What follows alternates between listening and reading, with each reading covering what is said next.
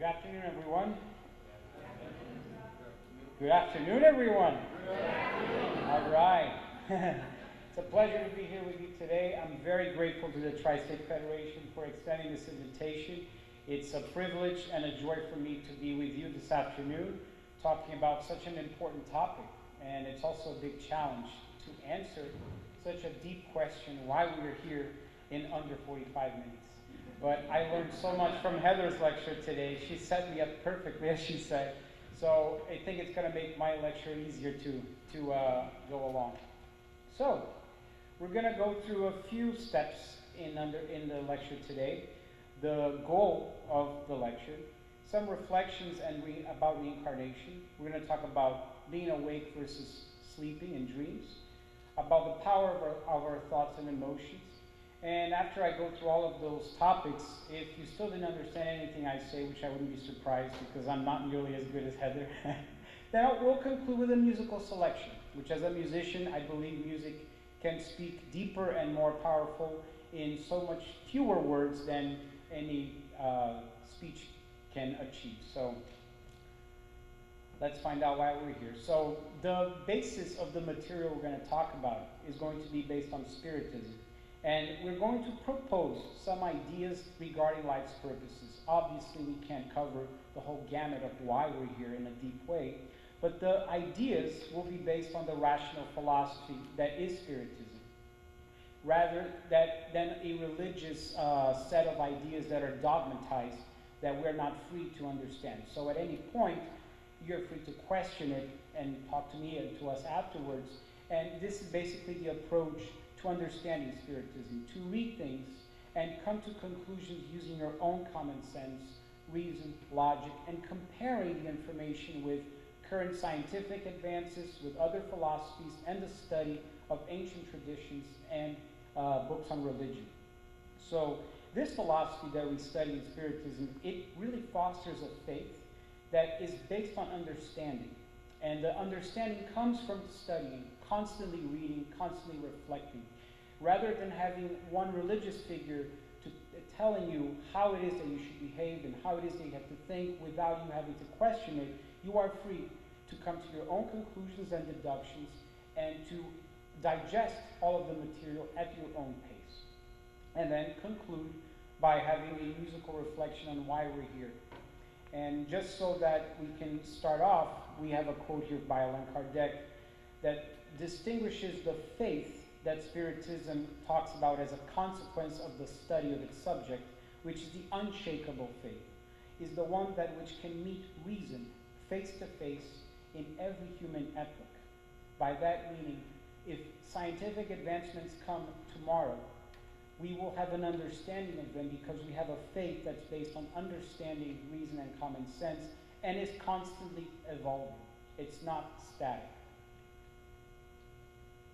So, before we jump into what Spiritism has to say about the reasons why we are here, we're going to set up the discussion by having a reflection on life given by 4 different wise men that lived on earth, not within the realm of Spiritism. The 4 reflections that I'm going to show us here are going to provide 4 different facets about why we're here and the way we express ourselves here, and they're going to set up the discussion for us to move forward. So the first one comes from Buddha, where he says, "Do not dwell in the past. Do not dream of the future. Concentrate the mind on the present moment." The mind is where it all begins and is the thing that we have most control over, or we should master. And in the Buddhist tradition, it is one of the goals to let our mind be the one where we can control it and not let the thoughts control us. So by focusing in the present moment, which is the most important thing we have, is the rule of conduct for getting the most out of this life as its goal. The second aspect comes from Rabindranath Tagore, and I know I didn't pronounce that correctly, but he was a Bengali poet, artist, and philosopher in the turn of the 19th to 20th century, who had a great influence in that region. He says something beautiful, which means, "I slept and dreamt that life was joy. I awoke and saw that life was service. I acted, and behold, service was joy. Heather mentioned we're here to work actively. Ralph Waldo Emerson, a transcendentalist philosopher in the United States that lived in the 19th century, and in many ways was a precursor of the ideas that would later come in Spiritism, had this to say: all life is an experiment. The more experiments you make, the better. And I love to reflect on the origin of words. And the word experiment shares the same root as exploration, exhaling. These are all to convey something that we manifest from within outward. We bring forth from within and we manifest outward. So it's an experiment, this life. And finally, to coming to a state of mind that really signifies a unity with the divine essence was Gandhi's simple message: my life is my message, which in a way is a goal for all of us, where we're going to come to such a unity with our divine essence that every action in our life will be in communion and in harmony with the divine will. So now that we have these four facets about life, let's go into what we hear about it in Spiritism. And we're going to read a question from the Spirits book, which was the first of 5 books that Kardec published in 1857.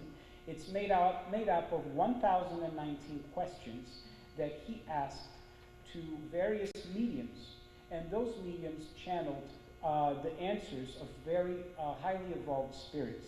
And Kardec did the process of compiling all of this information and putting together in a set way for us to study. And so the Spirits book, being that first book, in question number 132, he asks, what is the purpose of incarnation? And this is the answer that was given to him by the spirits, which has a lot here for us to unpack. So we're going to go slowly. So God imposes incarnation for the purposes of leading spirits to perfection. For some, it is an expiation. For others, a mission. However, in order to reach this perfection, they must undergo all the vicissitudes of corporeal existence. Therein lies their expiation.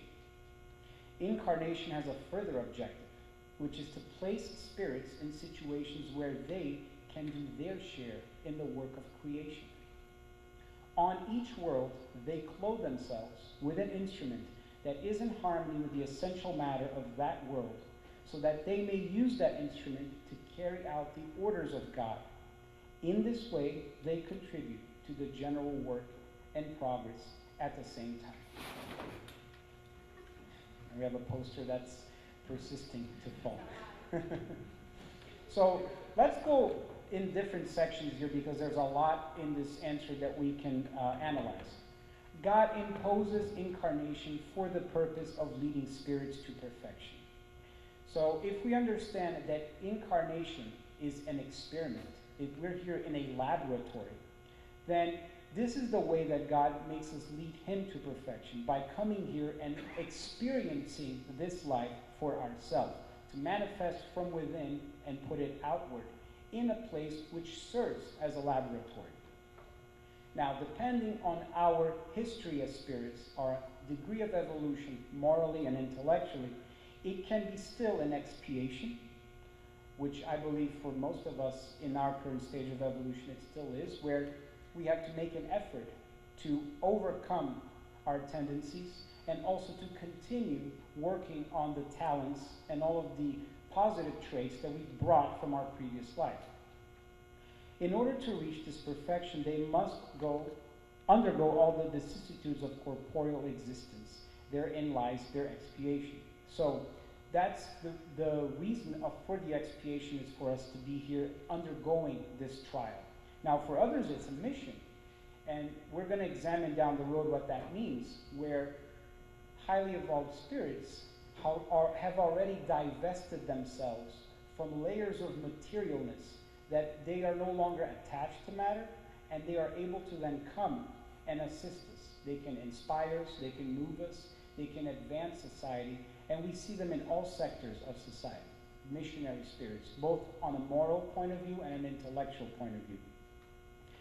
Incarnation has a further objective, which is to place spirits in situations where they can do their share in the work of creation. So we are co-creators here. We're not only coming to this planet, to this laboratory, to perfect ourselves, but also to leave an imprint in our environment. We are collectively a human society, and we have individual selves within a family, within the building that we live, our workplace, so on and so forth. These are collective groups that together also imprint the work of creation and help to develop the planet.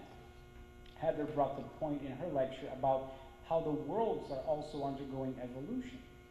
In that sense, our job is not only to come here and perfect ourselves, but to leave behind a better world.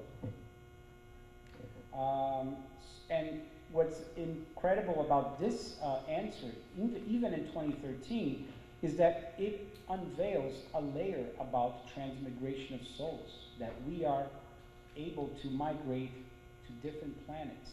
As we are ready to advance to our next stage of evolution, we stop reincarnating in this planet and move on to planets of higher evolution. And so we cloak ourselves, our physical body, with those instruments. So the best way that I understand that it helps me to think about this is a school analogy.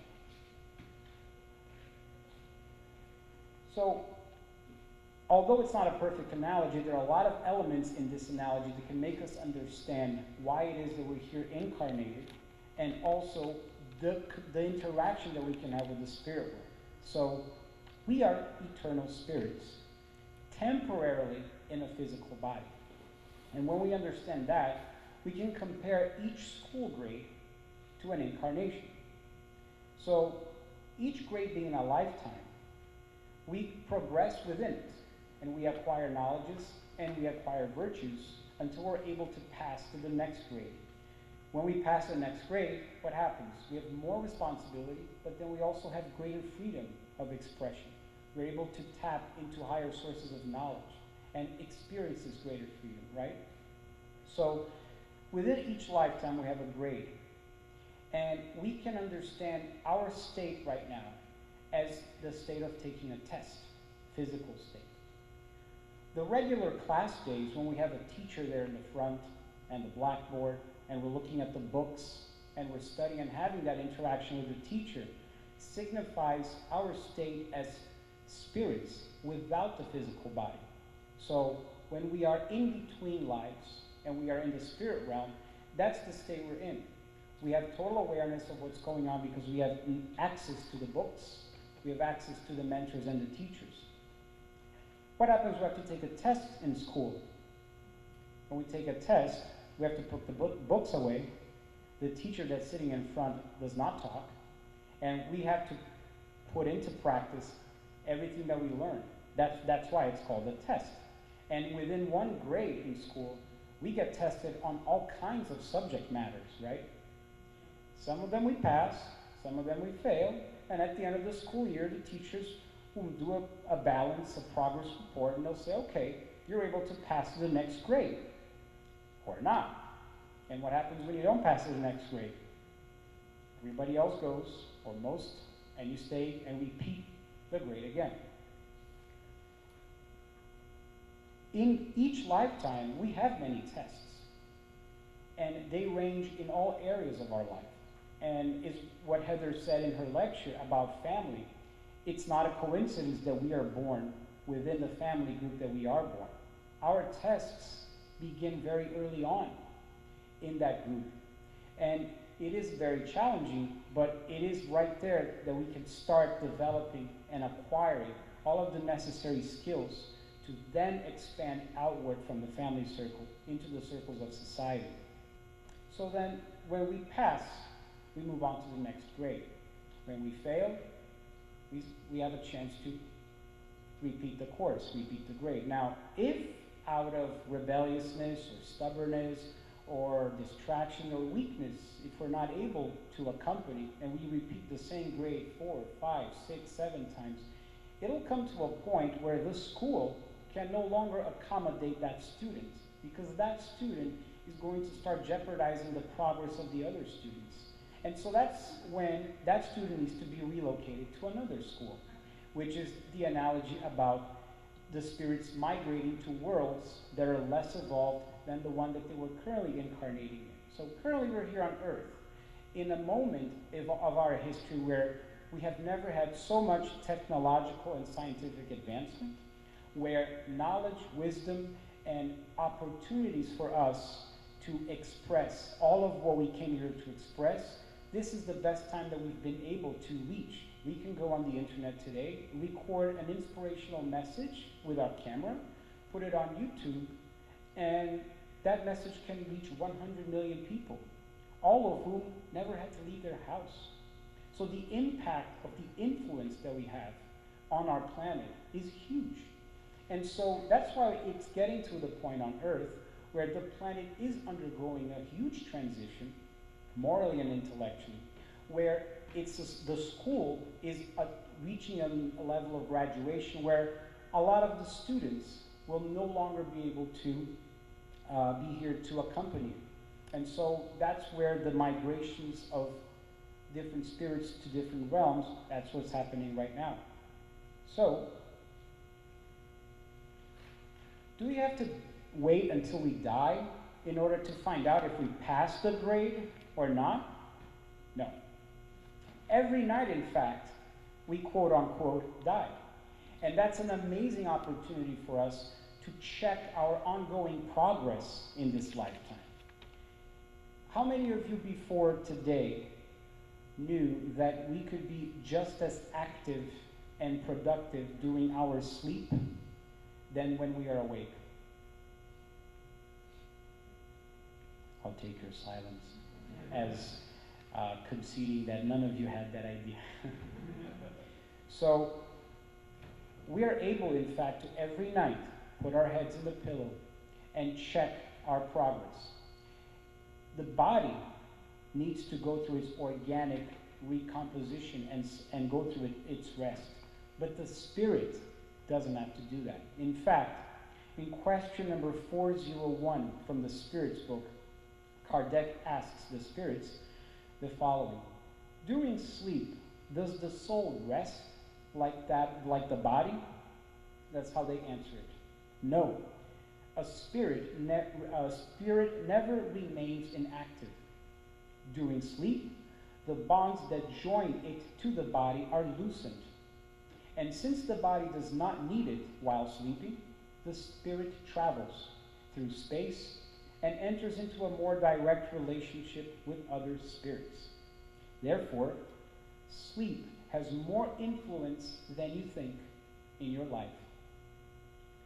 So, we are able to, if we're going to have 1/3 of this life spent in the spirit realm, then just like we have to prepare to go out of the house to work every day and take a shower and have breakfast and dress ourselves and go out, the same level of preparation is convenient for us to undergo before we go to bed and upon waking up, because there's a valuable opportunity of bringing the reminiscence and the recollections and the experiences we lived while sleeping to our physical lives, so that the next day that we live can be shaped more in a spiritualized manner.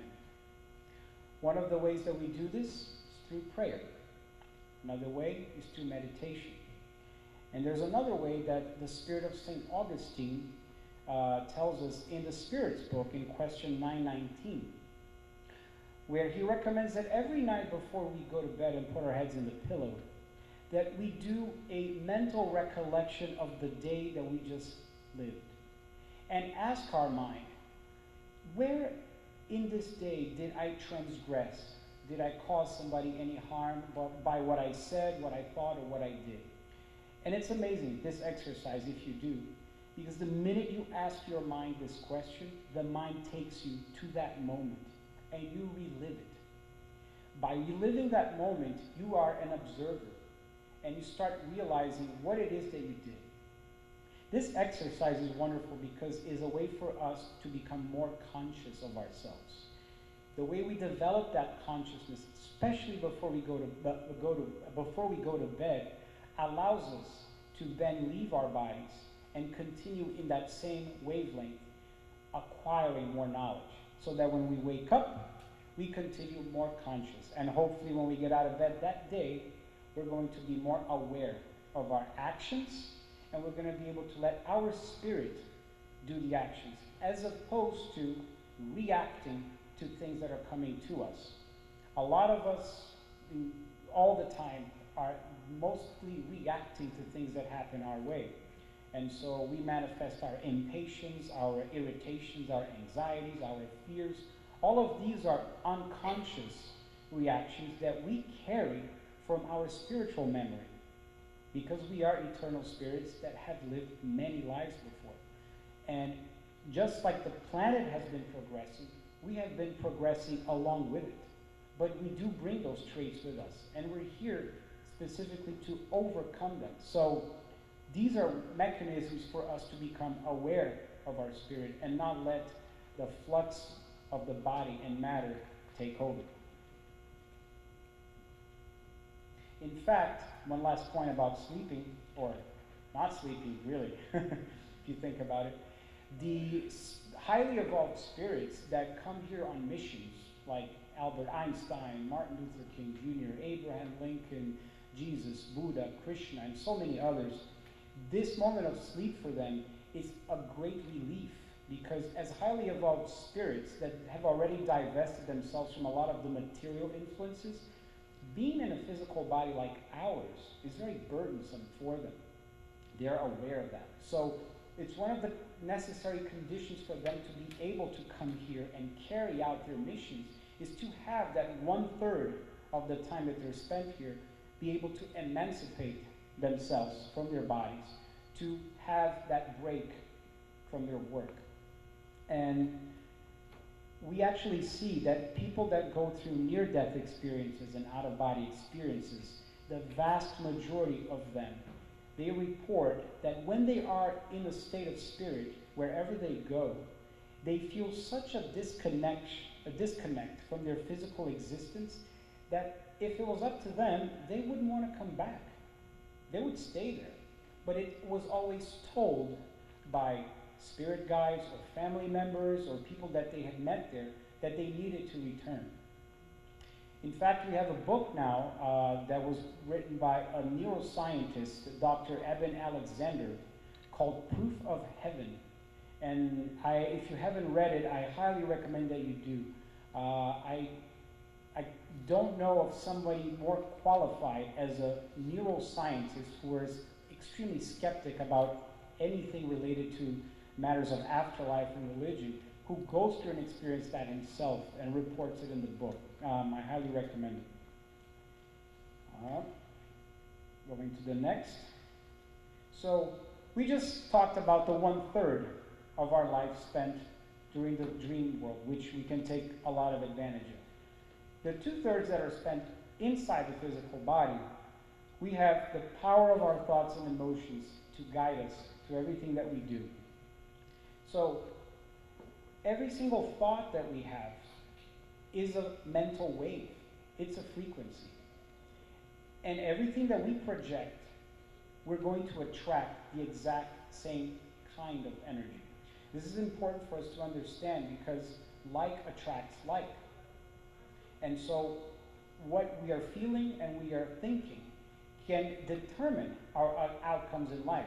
We see this spoken in all philosophies, all traditions, including many departments in science are starting to empirically verify that through experiments. A point here that's very important: forgiveness. Forgiveness elevates our frequency of thoughts. Now, forgiveness is a topic that is very important for us to quickly address here, because whether or not we are aware of it, I believe all of us have things inside of us that we need to learn to forgive, to overcome. If they're related to our family and to our parents, who were not perfect, who were spirits that are in the process of evolution just like us, and who did the best that they could.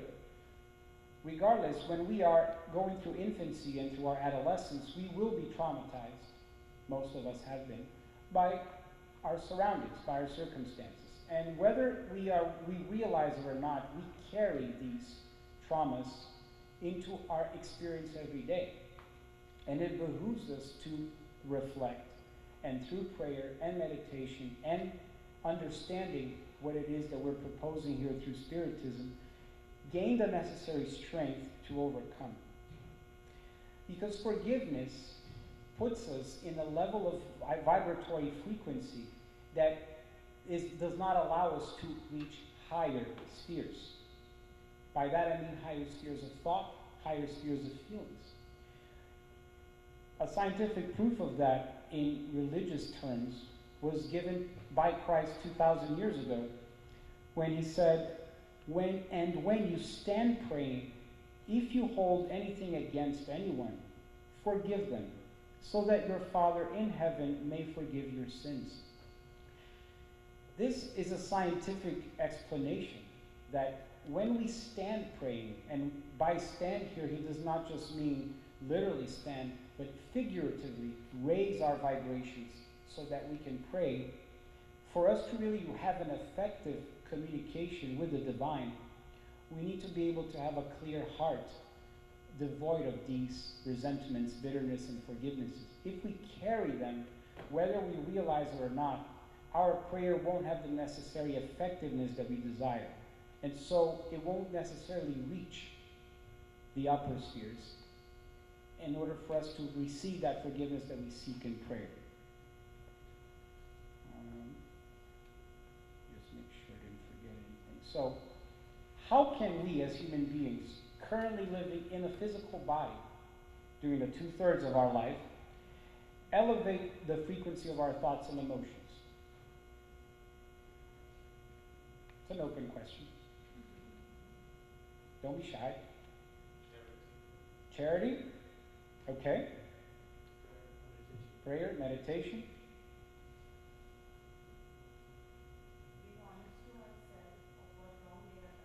Being honest with oneself of what they have done, yeah. Wrong we have done, yeah. Unconditional love. And it's important to stress the word unconditional, because love with conditions is not pure love. It's an expectation, a sort of a bargain. We start placing expectations and we project these things out there. Unconditional love is simply and truly loving. Carlos Torres Pastorino is a philosopher and writer of many books, an academic in Brazil, who wrote a book called Techniques of Mediumship. And in it he says, everything contrary to love reduces the thought's vibration frequency, such as resentment, bitterness, sadness, apathy, indifference, selfishness, vanity, or anything that expresses separation and isolation. So these are all traits that we carry within us to some degree or another. And the only way we can reach perfection, as we saw in the first question about the purpose of incarnation from the Spirit's book, is to undergo the physical experience. And in it, as we face the challenges, we're able to draw the necessary strength from learning, from studying, to overcome them. And as we overcome, we pass a grade in school. And as we pass a grade in school, we're able to tap higher knowledge, higher wisdom, and draw greater satisfaction and fulfillment from the advancements we make, because we start opening up and expanding our horizons until we graduate from that school and move on to another school, and so on. Allan Kardec has a brilliant sentence that he wrote in one of his books, which says, without charity, there's no salvation. And what is charity, if not love in action? Being able to care, from caritas, to care for others, and going out there and expressing that love in an active way. Kardec didn't say, without Spiritism, there's no salvation. Without church, without a set of ideas, there's no salvation. Without charity. This leads us to the conclusion then that Spiritism is not an end. It's just a means to an end. It is a set of tools that are available for us to use so that our inner transformation, our consciousness of who we are and where we're going can be better polished. It's an instrument that we can use to polish our rough edges, but not an end itself. And really is by seeking to work with community. This is one of the most important traits, too, of our physical existence here. It would be easier, I believe, if we could reincarnate and by ourselves just be able to take care of things. But that's not very experimental. One of the challenges is to live in harmony with society, with people that are very different from us. But if we're aware and conscious of the greater scheme that God has prepared for us, then we learn to celebrate that diversity and are able to work together.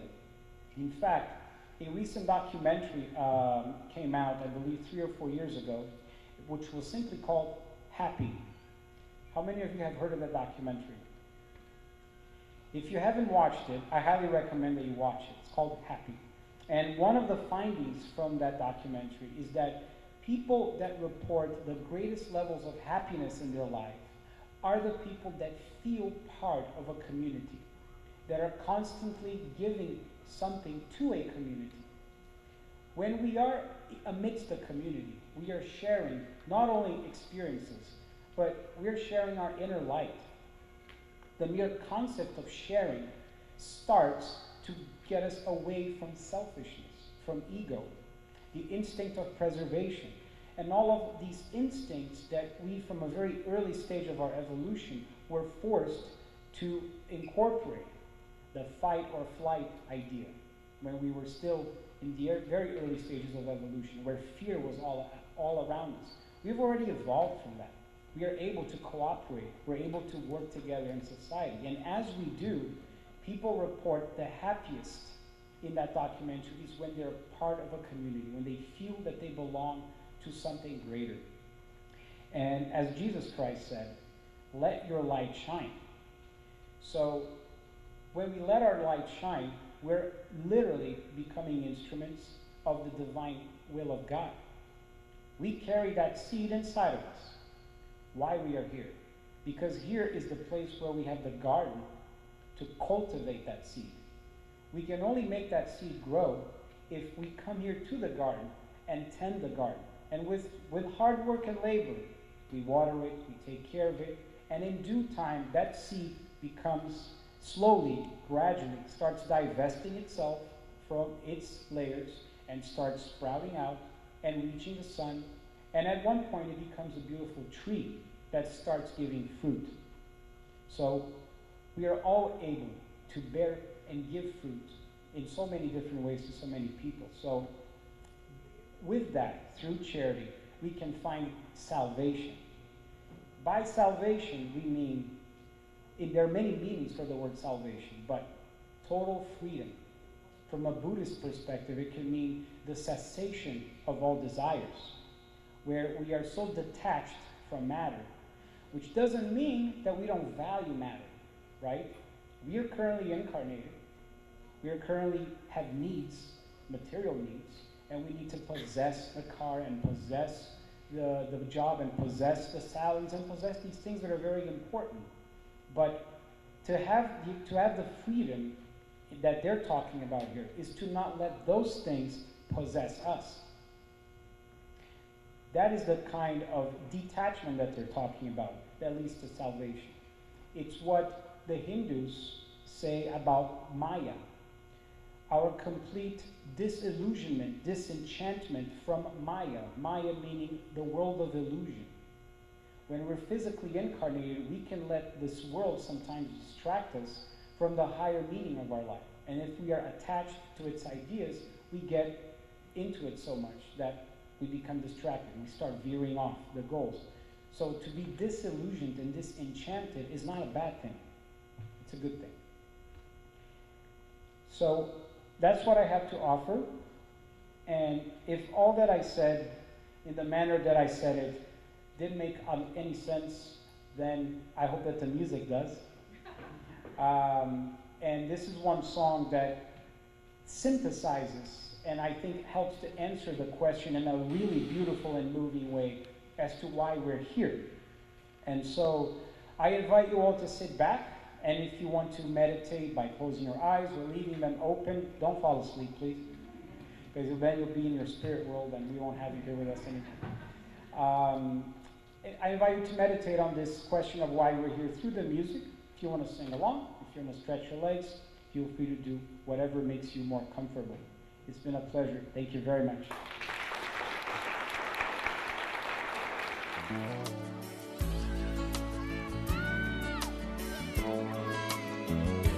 There's a place in your heart